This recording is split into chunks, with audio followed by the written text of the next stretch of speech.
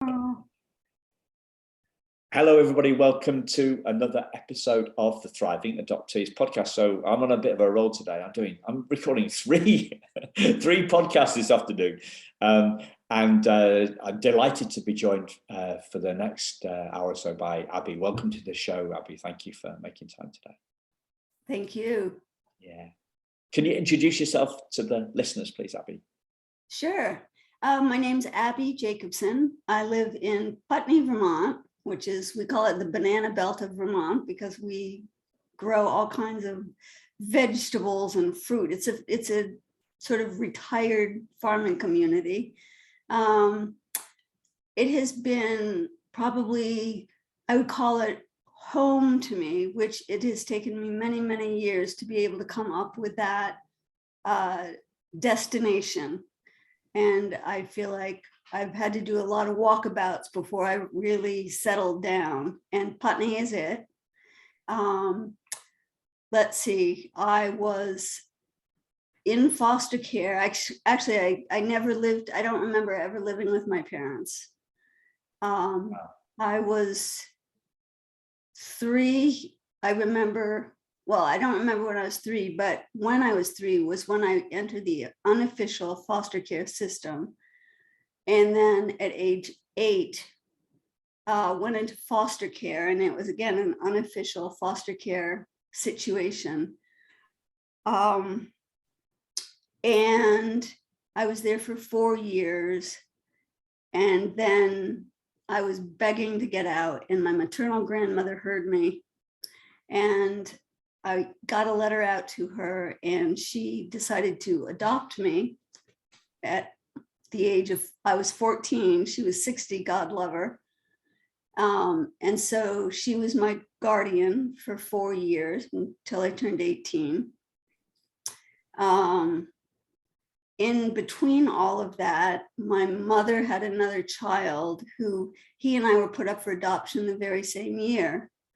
When he was 3, he was adopted. When I was 14, I was adopted. So there's 11 years difference between us. And somehow I knew that I was going to find him again. And so I asked our mother, who I had intermittent meetings with, depending on where she was, please give me his birth certificate and his baby pictures. And she did. And I never told anyone that I was going to find him because I was sure that they were going to stop me. And so I waited for 15 years. And I found him in 2 weeks. Wow. And he's been in my life longer now than we were separated. Yeah. And I have 2 sons who have always known my brother. They have come from an intact family. I'm divorced, but was married for 20 years. My sons one just got married, the other's about to get engaged. So I'm ecstatic right now. Things feel like they're coming full circle, which is lovely. Yeah, fantastic. So I want to take you back to what you said about finding home. Yes. You felt like you were a walkabout for a long time. Yes. What do you mean, and what helped you find home? Okay.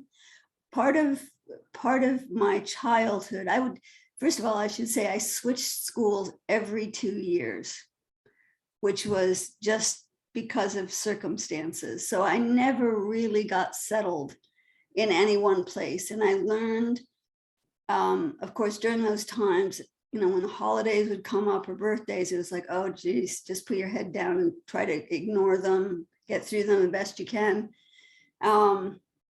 So I became pretty good at becoming a chameleon and acting like everything was fine, no big deal.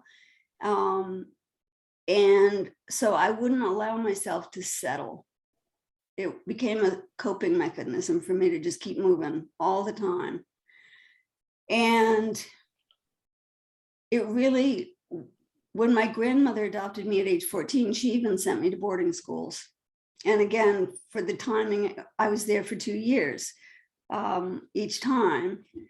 And then I went to college, ended up having to leave the first one after 2 years because they closed the doors. Then went to another college where I decided to stay for 3 years, which in American chronology, usually it's a 4-year undergraduate program. I was like, no way, I gotta stick this one out. So I think I was starting to feel a need to get some roots down in me.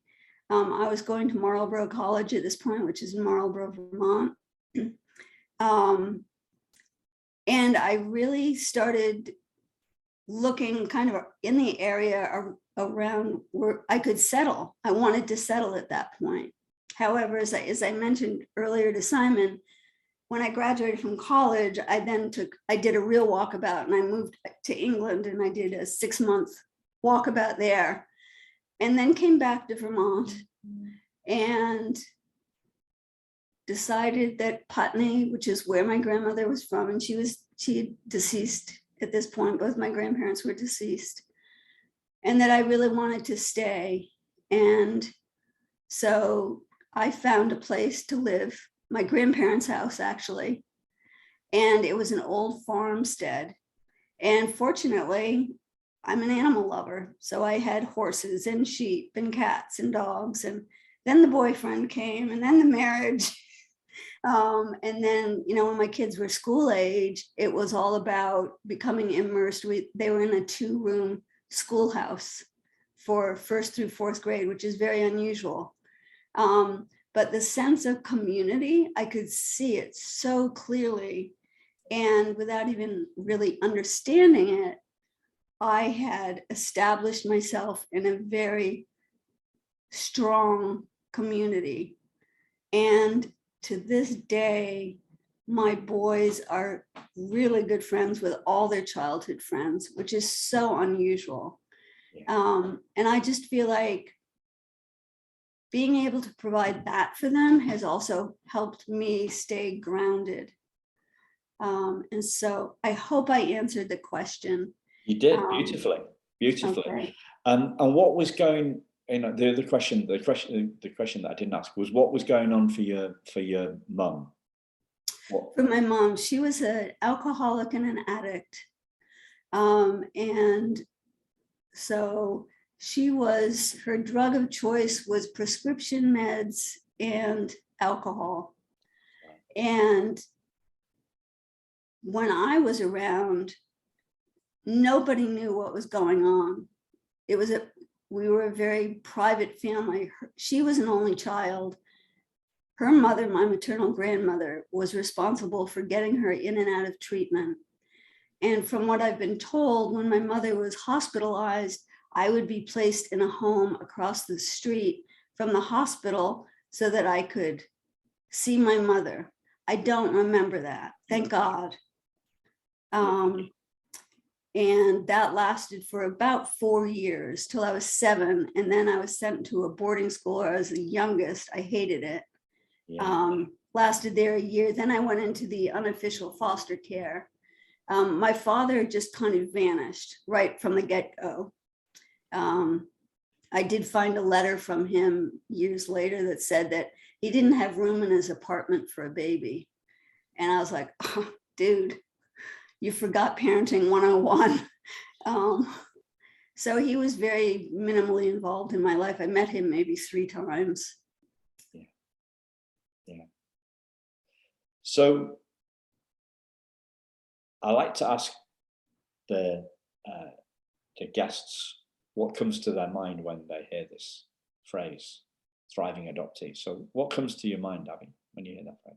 I love that term because from my own personal story, I really feel like in the last few years, have I been able to say I'm a thriving adoptee. I would not have referenced to myself as an adoptee before. And that's just as a result of growing up in a culture where we didn't talk about it. I never talked about it with my maternal grandmother, my boys know I'm adopted, but they have no idea what that means. And that's okay, I'm fine with that. But thriving to me means being at peace with it. Instead of it being like when I was younger, it was all about keeping the secret from everybody else. It was a huge secret, and acting as if everything was fine and normal, which I would have made a great actress, I can tell you that. I'm too tired for that now. You know, I'm accepting, and I wear it proudly that I'm adoptee, and I have a story to tell, and I want to hear other stories, other people who have been adopted. And I'm so grateful to have this opportunity to be in touch with others who have been adopted, to hear how they thrive, what works for me. I had a wake-up call a couple of years ago. I was diagnosed with non-Hodgkin's lymphoma and had brain surgery. And it really was then that I was like, you know what? I gotta own up to a lot of stuff here. And I am in remission. I am 100% done with cancer, thank goodness. But I truly believe that trauma played a part in my illness. And the fact that I'm healthy today also speaks to thriving. When I'm healthy physically, I'm healthy emotionally. Yeah. So is it this wake-up call that you just described? Before that, am I right in thinking you wouldn't have described yourself as a thriving adoptee before that? That's correct. I wouldn't have even used the term. Another way I would deal with it is, oh yeah, I was adopted. How's the weather? You know, like, we're not going to talk about this. And now I'm very much about, let's live our truths. It's time, long overdue. Yeah. So how can people, this is an unfair question, right? So go ahead. So how can people find peace without having a life-threatening disease? Good question. Don't get one. I don't recommend it. Boy, you're right. It is a very tough question. I want to say, for starters, living in an age where we now talk about it, that it's acceptable, that there's no shame involved with it. I think there's a huge component of shame that keeps people quiet. And to recognize that, and because I was a former psychotherapist, I also can appreciate that shame, one of the things I learned is shame is something that's given to you. You don't develop it. Unlike guilt, which is a whole different thing. So shame is what kept me quiet. And that piece of it has been lifted for me. How has that happened? Lots of therapy. I've had great therapists, exercising, getting honest, mostly with myself, because if I couldn't be honest with myself, nothing was going to change. And I also, again, the question of the life-threatening illness, even though that's exactly what it was a wake-up call as well. And what it said to me, and my boys said it to me, they did this to me. They said, you got this. There was no question. Okay, then. So what did I need to do? And I needed to really pull myself up by my bootstraps, get real, get honest. Yeah. And I have been. I've got a fantastic medical team. The community I live in has been tremendously supportive. Not everybody knows my story. They'll find out, they're learning, because I now have a Facebook page and I'm on Instagram. So the word's getting out, and it's going at my own pace. Yeah. Because I think if anybody else had encouraged me to speak about this 10 years ago, there is no way I would have done it. Are there lots of, because I'd hope that most psychotherapists are at peace, but it sounds like maybe you were still struggling a bit when you were in practice. I was. Yeah. And I think that a lot of therapists, at least what I've seen, were battling their own demons. And part of becoming a therapist is to kind of help identify what those issues are for you. Interestingly enough, I mean, I thought the reason I got into the field was because of my love of working with kids. And I was sure that I was going to be on the path towards working with kids, especially adoptees and kids who are removed from their homes. Where I ended up was becoming a licensed alcohol and drug abuse counselor, which was like, what? How did that happen? Yeah. So, and I did that for over 15 years. I'm going to ask you a question just popped into my head, right? In case anybody's listening, right? So we're going to put links to your Instagram and your LinkedIn, and obviously in the show notes, people can find you out. Yeah. What question or questions, maybe 2 or 3? I just want to keep it briefish because it's a bit of a 90-degree question. Like if somebody is listening, right, and they're thinking of they need, they're listening to the podcast because they're thinking, well, I actually need a therapist, right? What question should we ask our potential therapists to make sure that they're actually at peace? Because we want to be treated by, or we treated. I don't know. I don't know whether you'd use that word or another.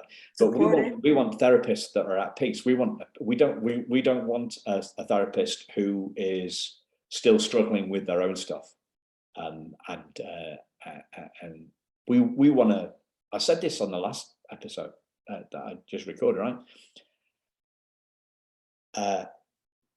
Something similar, but it was 15 years ago. I was at a marketing conference, and there was a woman got to the front of the conferences, and she was doing school meals. She was like an outsourced school meal provider, and she talked about healthy eating, and she was approximately 7 stone overweight. Mm-hmm. And nobody could see I don't know. Nobody else that I was chatting to, nobody could see the contradiction in what she was doing, right? So we've got to call people out. So anyway, what questions should we ask our potential therapists to see whether they've got through enough of their own stuff to be able to help us? I think that's a really important question, and I'm glad that you raised it. Interestingly enough, I got out of the field just prior to all this happening, which tells me I was on my way. I'm not saying I'm healed 100%, not by any means. I'm a work in progress. However, I think it's really important that anybody who's pursuing therapy take time to ask the therapist directly, where are you in your own journey? Do you have expertise in this, or can you refer me? I have recently, I would say in the last year, I've found this incredible resource in Vermont. It's called the Vermont Adoption Consortium. And through them, they offer, it's a national training that is called National Training for Adoption Competent Professionals. And I have taken the training, and it's all about what you're referencing. It's all about, and it provides CEUs and certificates so that therapists specifically can be identified as being adoption competent. I'm not saying that training is an end all, but it's a place to start. And anybody can do it. It's free. And I know for myself, when I was looking for a therapist, the last couple of therapists I've had a lot of them. And I felt like it was important while I was being a therapist to have a therapist, because I wanted to be working through whatever I needed to work through at that particular point. I just lost my train of thought. Bear with me. Anyhow, I'm going through the testing part of this training, and I know that it was important for me to find someone, that I felt like I could connect with, and I mean comfortable with, that I felt comfortable putting it all out on the table. And with this therapist that I have now, God love her, I said to her, you're either going to love me or you're going to hate me, because I've been sitting in your chair and I know all the questions you're going to ask. So this is your opportunity to bail. She said, no, I'll stick it out. I said, okay.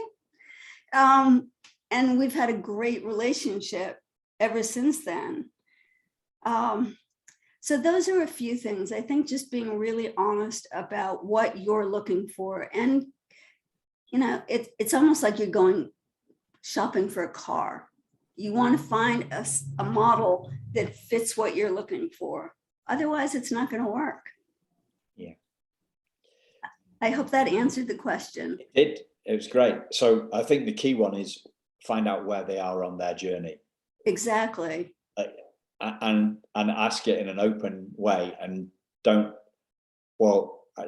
I've had loads of coaches. Yeah. But only I've met a few therapists. I found them really odd in the fact that, I found them really odd. So one wouldn't tell me anything about herself, anything about the process that we were going to go on through. And nor would she tell me anything about the successes she'd had in the past. And she blamed confidentiality on the last one, when I wasn't asking for names. I was asking for stories.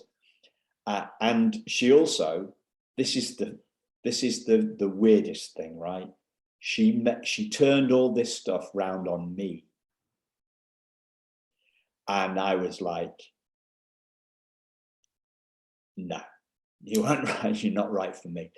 So, if you get that gut feel, it's a yeah. And she wouldn't. She couldn't tell me about her past successes. She wouldn't tell me anything about herself. Fair enough, her privacy. She wouldn't tell me anything about her past successes. Well, haven't you got any? Was my question.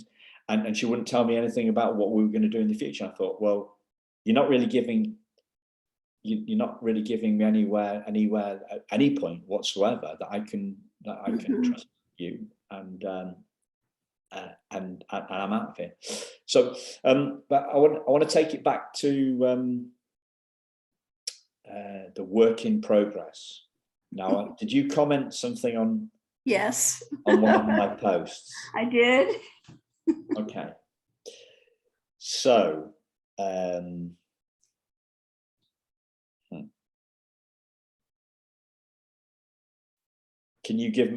do you remember it? Because I can't remember it exactly. I was racking my brains briefly. That's okay. I flip it over to you. You had posted something, and I'm not remembering it off the top of my head either. But mine was a general response to looking at it with the adoptive lens on, that all the issues, all the multi-layers of issues there, for me, are a work in progress. It's like an onion. I'm taking one layer off at a time. Okay. That's a very general answer. Cool. So that takes me to where I want to go then, right? So a guy I'm listening to at the moment describes it in 2 stages.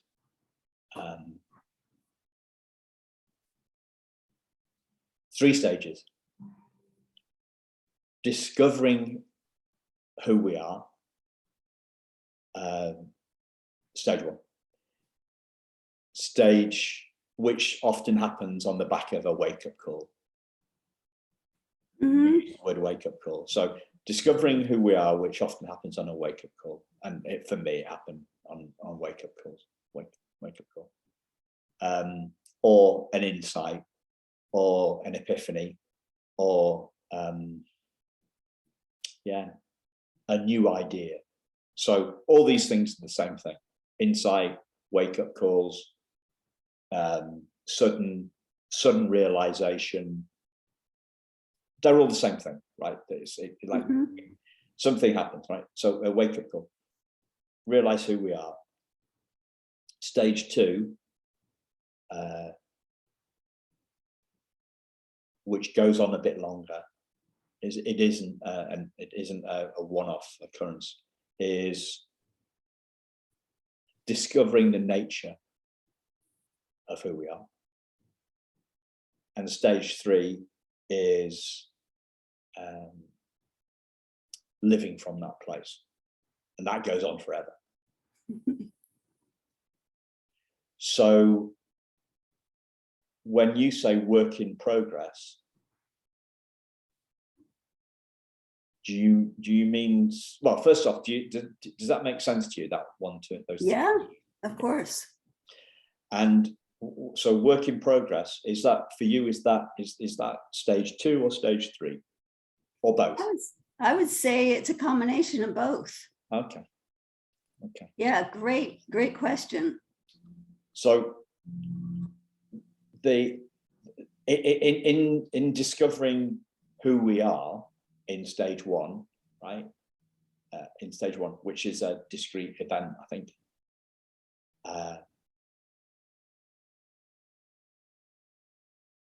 For me, that's seeing that we are whole. Seeing that we are, and I use this a lot, listeners, fundamentally unwoundable, right? So we've got Nancy Verrier telling us that we've got a primal wound, and we've got Simon Ben saying we're fundamentally unwoundable. And what I mean by that is, and Nancy's narrative has got a lot more supporters than Simon Ben's, right?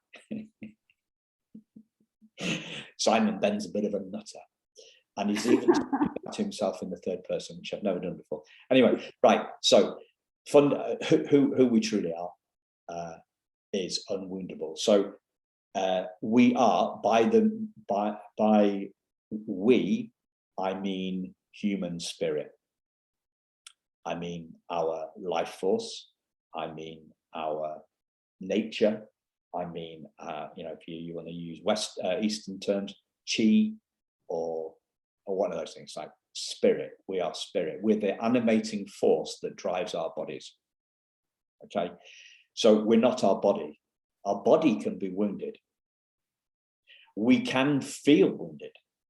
We can definitely feel wounded. The primal wound is, for me, a set of feelings, but we're not our feelings. So although I have felt wounded, I, as in spirit, life force, chi, all those things, is unwoundable, because it's not a thing that can be wounded. Makes perfect sense to me, but I realize it doesn't always make perfect sense to other people. What do you make of that? I think that was exactly what I was saying. I'm a work in progress too. I think it's fair to say that I have operated more from a wounded perspective, while also trying to be responsible and professional. And since my wake-up call, and actually, I think it's been an accumulation. I think the point that I've gotten to now is an accumulation of all the previous steps. That this is my time to embrace this amazing, energetic spirit that has been quieted for many, many years. And people around me know this. Because I'm like, oh, you want to go for a walk? You want to go ski? You want to go do this? You want to go do that? They're like, whoa, dude, like slow down. So I really feel like, yes, I've been given a second chance at life, and I am determined to bring quality to it for myself first, which is something I didn't do before. Putting my needs not above everybody else, but being aware of what my needs are before I proceed. And I recognize that now. Have you heard that phrase that all boats rise on the same tide? I have not. Does that make sense? All boats rise on the same tide? Yeah. Yeah. So if the higher your mood is, the higher my mood is, Correct. then Yeah. then that rubs off on Exactly. on others. Yep. So Absolutely. the thing about putting your oxygen mask on first, yeah, Right. yeah. Or the other thing is,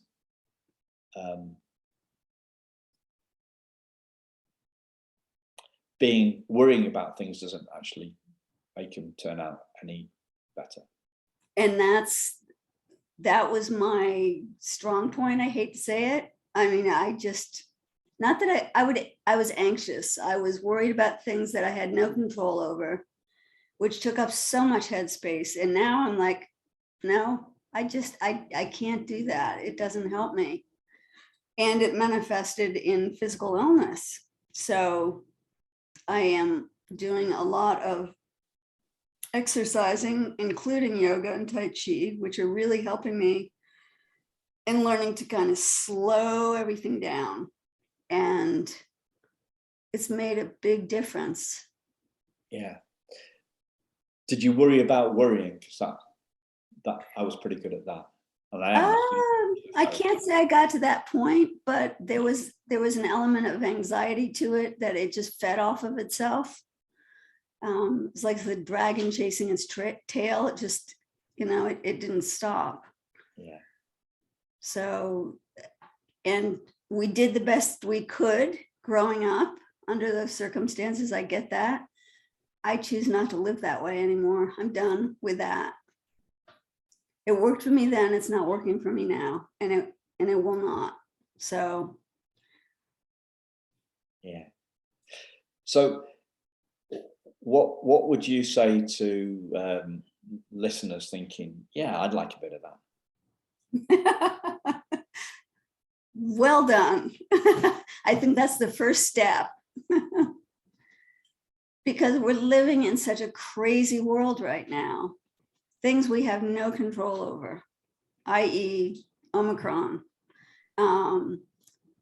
being quarantined. And I think that also has really forced a lot of people to do a lot more introspection than previously.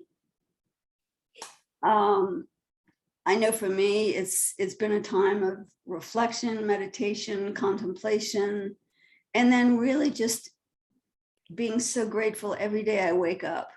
That to me is like, that's the gift.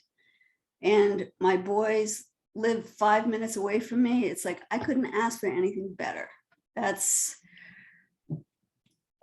didn't have a family growing up, but I've created a family. And it has been through a lot of blood, sweat, and tears. But I've got them. They've got me. I got my brother. He's got me. And I've been asked many times, like, how did you do it? It's like, I don't know. I'm a Capricorn. I'm stubborn as hell. That might be part of it. I don't know.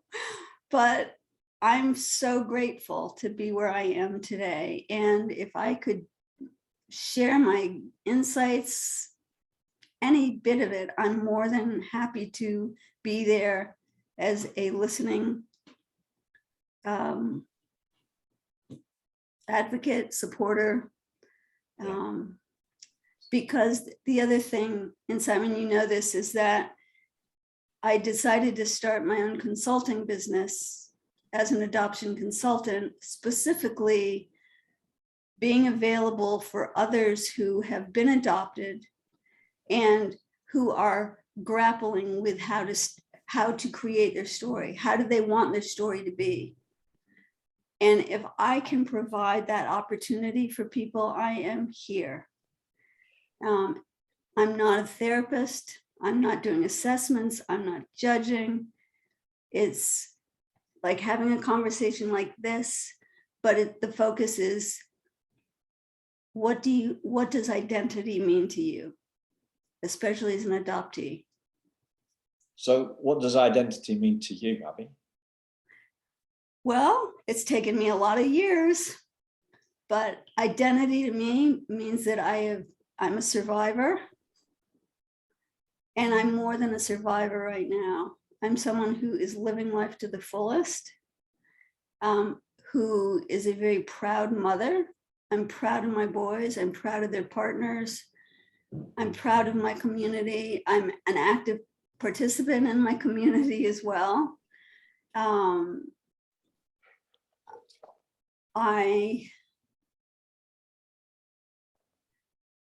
I know that when I put my mind to something, I'm gonna do it. I'm pretty determined that way. And I have a great sense of humor. I feel like this is the time of life where I've come into my own, but it's taken, I won't even tell you how many decades. So we're here, we're getting there. So you know I'm a Capricorn too, right? I do not know that. Well, hello. No wonder. Well, do you want to give away your birthday, or is that sort of I'll pass on that one. Not your date, the day. No, you pass on the day as well. The day. Not the date. I'm not going to ask you what year, but would Okay, you rather? the 16th. Right. Okay. So right after Martin Luther King. Right. So I'm the 4th. Yeah. So what does identity, that's great. What do you see as identity for in general, like for all of us? For all of us adoptees or the general public? Either way you take it. Okay. I can't speak for the general public. I can speak to it as an adoptee. What I know is that identity is one of those pieces that we just don't get to establish for quite a while. And especially, and that's primarily because of chaos and trauma that happens. And even being adopted in the best of circumstances, there's always those questions that appear when you least expect it. You know, whether you're a child in school and the teacher gives you a homework of doing a family tree, and you're like, what? How do I do that? I don't know how to do that. Helping someone become comfortable with saying, this doesn't work for me. I don't know my family tree, but I'm ready to create a new family tree. So I would like to be the second part of that conversation, and to help people develop their own sense of themselves. So that's a very general answer.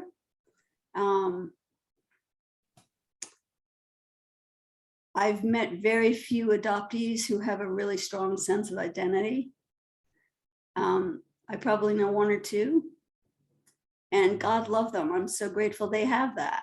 But I think for a lot of people who have been adopted, that's not the case. Yeah. Yeah. Well, I've got a few different I've got a take on that. So first off, when we think of identity, we think of, like ID cards or passports or whatever, and names. Yeah. I've had 2 names, so the truth is always true. So I'm not my name. most people come into the world without a name, so that we can't be our names. That's that, you know, that our identity is not known. The other thing is, well, you could say I'm an adoptee. So is that my identity? No, that's something that happened to me. Doesn't have to be. No. Well, yeah. For me, you know, what happened to us isn't who we are. Whatever it was that happened to us, you know, it's something that happened to us, and what happened to us and who we are. And next thing is, well, we're not the voice in our head that tells us that we're rubbish. We're the one that hears. Hear the voice. The voice and here's the voice in the head. We're not our bodies, because our bodies change. I talk about my nose, right, or my bad eyesight. Well, I'm the one that has the body. Okay, so the identity is it's a pretty complicated, can be a pretty complicated area. So I always refer people, get maybe regular listeners who get a bit bored on this.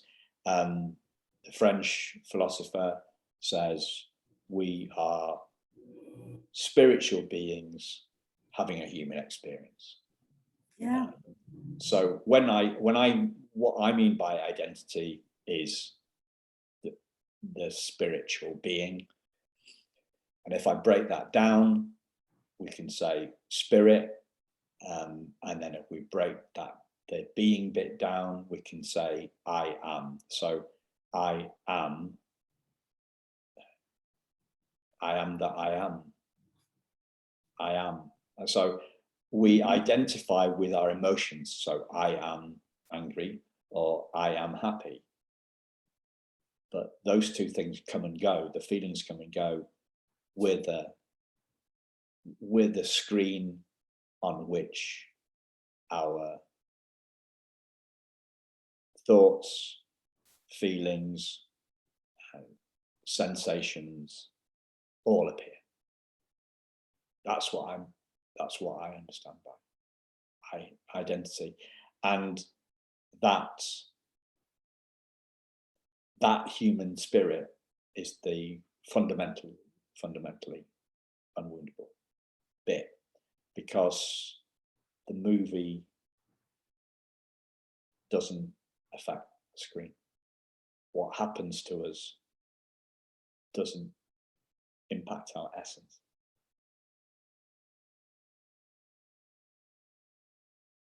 It's a complicated topic.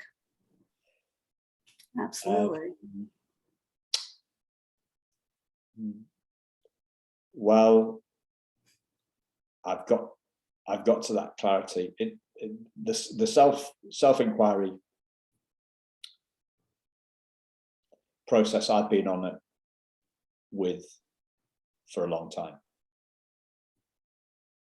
and that's the bit that just keeps going, and it becomes clearer and clearer.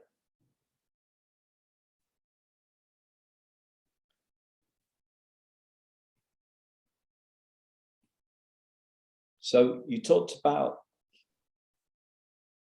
being a listener, being an advocate. You talked about sharing your insights to help other people that are grappling with their adoption.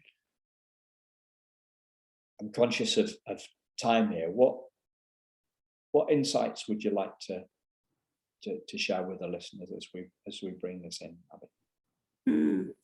Great question.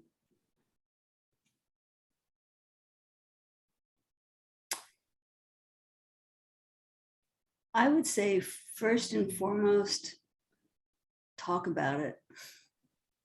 Name it. Own it. Own that you're an adoptee and there's a different definition for every single person. It's not going to look the same at all. My story might be similar in some ways to yours, but it's not going to be identical. We may speak a similar language, but the translation might be different.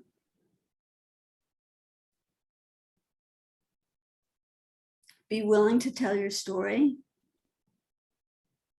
Reach out to who your support systems are. If you don't have one, create one. And another plug I want to put in is for folks who are looking for therapists. I know that Psychology Today has a great website where you can filter location, gender of therapists, specialty, whether they take insurance.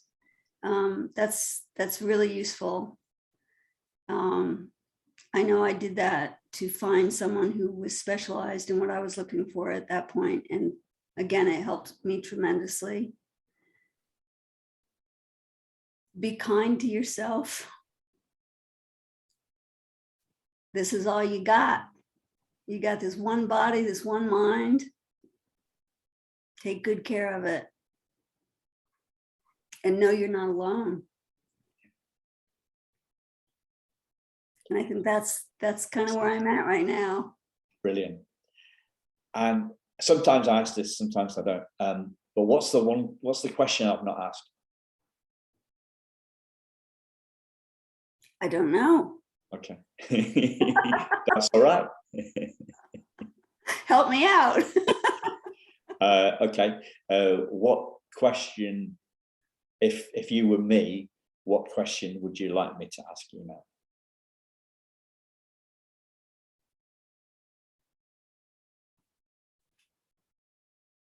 What was my takeaway from being adopted?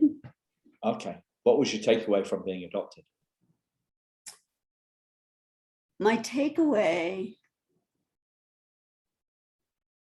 was trying to navigate when I was family and when I wasn't family. And I have struggled to try to make sense of that, and realizing that so much of my thinking around that is all externally reacted upon, that again, I need to pull it back into myself and recognizing that I do have family. I have my own family. I am grateful to those who adopted me. They're no longer living. But I have my own family and they are not adopted. And that is a miracle to me. So can I say that it was never, I don't want to say it was a positive or a negative experience. I was grateful to be adopted. I was still given as much liberty as I ever had. And I'm glad I wasn't in the system. So. Brilliant. Thank you very much. You are so welcome. Great to meet you, Simon. Great to meet you too. All right. Have a great holiday. You too. Okay. Bye-bye. See you soon. Speak to you soon. Bye. Okay. Bye-bye.